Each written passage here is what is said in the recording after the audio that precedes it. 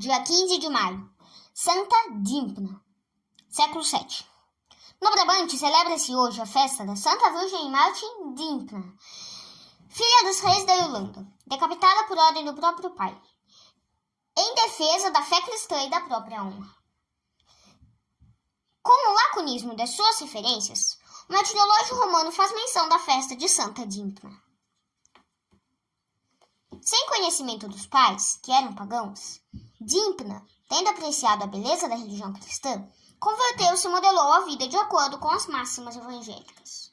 Morta a mãe, o pai teve a ideia monstruosa de querer contrair segundas núpcias com a própria filha, e a impudência chegou-lhe ao ponto de fazer a filha proposta desavergonhada.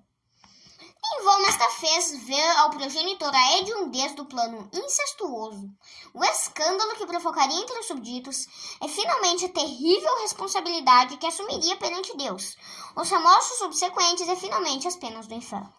O pai ficou inflexível e com terríveis ameaças procurou intimidar o ânimo da filha.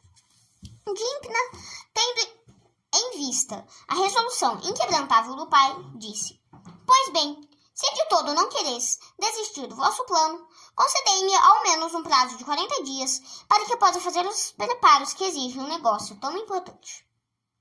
O pai, ignorando quais fossem os planos da filha, accedeu ao pedido da mesma.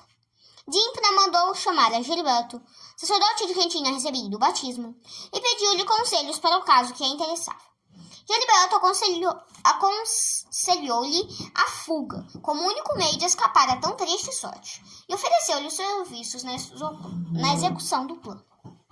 Com Geriberto e um empregado de confiança, Dímpna tomou um navio e fugiu para Antuérpia.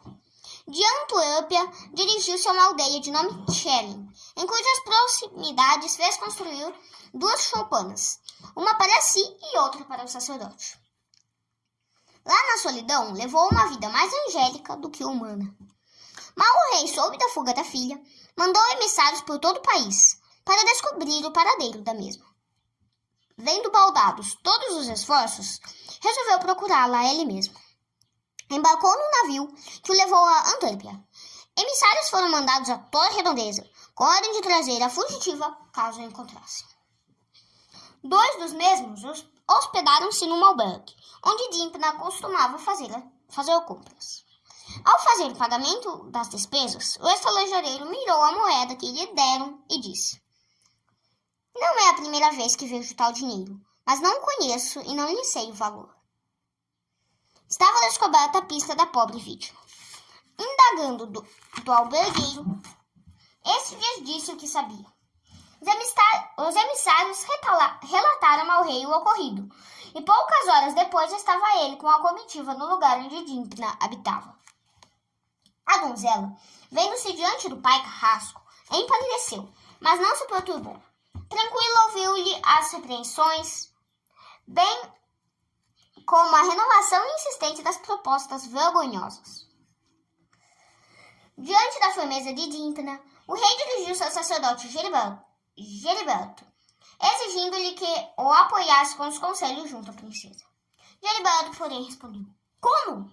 Quereis que me faça apóstolo do vício? Ainda mais de um crime diabólico? Prefiro 1000 vezes mais morrer.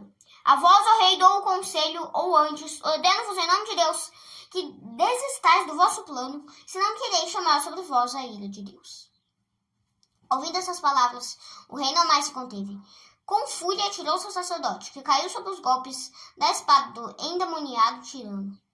Não mais feliz foi com a filha, que, para todas as tentativas, ameaças, carícias e promessas, teve um resoluto não.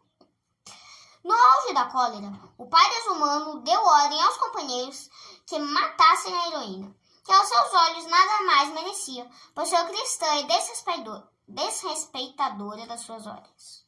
Há escritores que pretendem nenhum dos companheiros do rei ter tido a coragem de estender a mão contra a inocente princesa, que afinal teria morrido às mãos do próprio pai. Fato é que ela e o sacerdote morreram mártires da fé, vítimas da paixão brutal de um tirano desalmado. Os habitantes de Tchelem deram sepultura digna aos 2 mártires, os quais Deus glorificou com numerosos milagres. A arte cristã representa a nossa morte com um mau espírito manietado, querendo assim simbolizar o grande poder que Santa Dímpna tem sobre os demônios. A Igreja invoca a intercessão de Santa Dímpna nos casos de epilepsia e loucura. Quem se entrega a amores condenáveis, diz São Crisóstomo, dá a Satanás todo o poder de fazê-lo cair em quantos pecados quiser. O procedimento abominável do pai de Dímpna é uma ilustração deste conceito. O escravo do amor impuro peca enquanto tem vida, porque o fogo da impureza é insaciável e não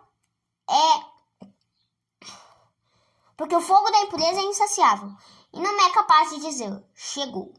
São Roberto. A impureza, de São Pedro, é um vício permanente. Segunda carta Pedro, capítulo 2, versículo 14. Uma vida, porém, que termina em pecado, que outra coisa pode ser senão o começo de penas eternas? Santa Dímpna deu o exemplo da virtude heróica, que não se deixou vilipendiar, quaisquer que fossem os meios a que recorresse o sedutor. Não raros são os casos em que alguém se vê tentado por pessoas a quem deve respeito e obediência, ou necessária, como também cuja inimizade lhe seria sumamente perigosa e prejudicial. Santa Dímpna demonstrou